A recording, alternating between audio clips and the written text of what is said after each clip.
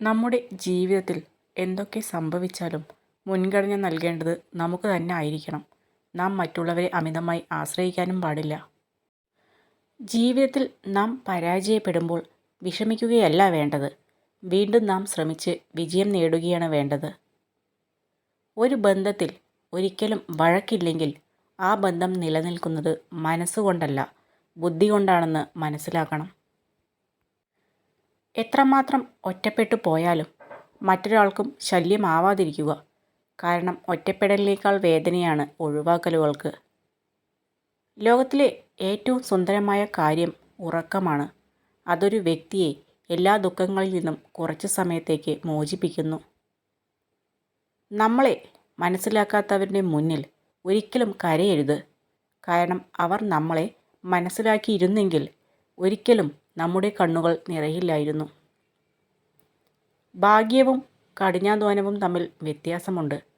ഭാഗ്യം നിങ്ങൾക്ക് എഴുതിയത് മാത്രമേ തരൂ, എന്നാൽ കഠിനാധ്വാനം നിങ്ങൾക്ക് എഴുതാൻ പോലും കഴിയാത്തത് നൽകുന്നു. അമ്മ ഒരു പാഠമല്ല, അനേകായിരം പാഠങ്ങൾ ഉൾക്കൊള്ളുന്ന ഒരു വിശുദ്ധ ഗ്രന്ഥമാണ്.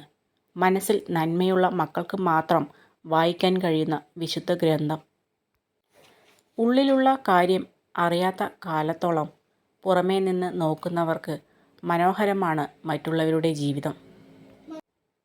ആഗ്രഹിച്ചതിനു വേണ്ടി പോരാടാൻ കഴിയുന്നില്ലെങ്കിൽ നഷ്ടപ്പെട്ടതിനു വേണ്ടി കരയരുത്.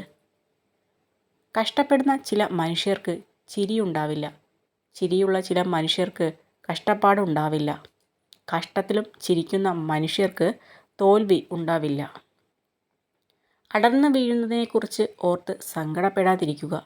അർഹതയില്ലാത്തത് പൊഴിയും, അത് സ്വാഭാവികം. നമ്മുടെ ജീവിതം മറ്റാരുടേതോ പോലെ ആയിരുന്നുവെങ്കിലെന്ന് ആഗ്രഹിക്കാറുണ്ട് പലരും.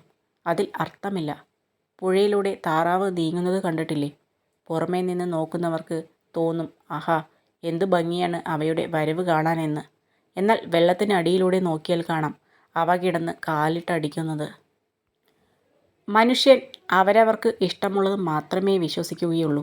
അവരവർക്ക് വിശ്വസിക്കാൻ സാധിക്കുന്നത് മാത്രമേ ഇഷ്ടപ്പെടുകയുമുള്ളൂ. കാലങ്ങൾ കടന്നു പോകുമ്പോൾ എല്ലാവരിലും മാറ്റങ്ങൾ സംഭവിക്കും. ഇന്ന് നമ്മളെ ചേർത്ത് നിർത്തിയവർ നാളെ നമ്മളെ മാറ്റി നിർത്തിയേക്കാം. അവരുടെ മനസ്സിലെ മുൻഗണന മാറുമ്പോൾ നമ്മുടെ സ്ഥാനത്തിലും മാറ്റം വരാം. മൂല്യമുള്ളതും അസാധ്യവുമായ ഒരു കാര്യം നാം നേടിയെടുക്കാൻ ആഗ്രഹിക്കുമ്പോൾ വെല്ലുവിളികൾ നേരിടേണ്ടി വരും. തോറ്റുപോകുന്നത് നാണക്കേടാണ് എന്ന ചിന്തയാണ് പലരെയും ഒരു കാര്യം ചെയ്യാൻ തുടങ്ങുന്നതിൽ നിന്ന് തന്നെ പിന്തിരിപ്പിക്കുന്നത്.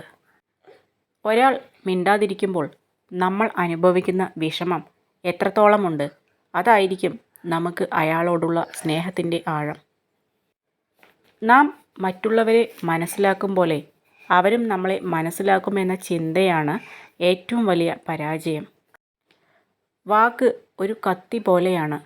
തമാശയിൽ കുത്തിയാലും ദേഷ്യത്തിൽ കുത്തിയാലും മുറിയും.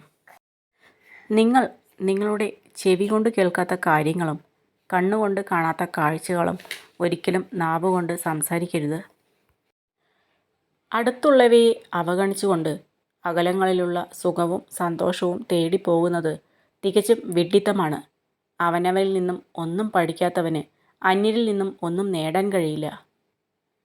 ജീവിതം ഹ്രസ്വമാണ്. നിങ്ങളെ ചിരിപ്പിക്കുകയും സ്നേഹിക്കുകയും ചെയ്യുന്ന ആളുകളുമായി അത് ചിലവഴിക്കുക.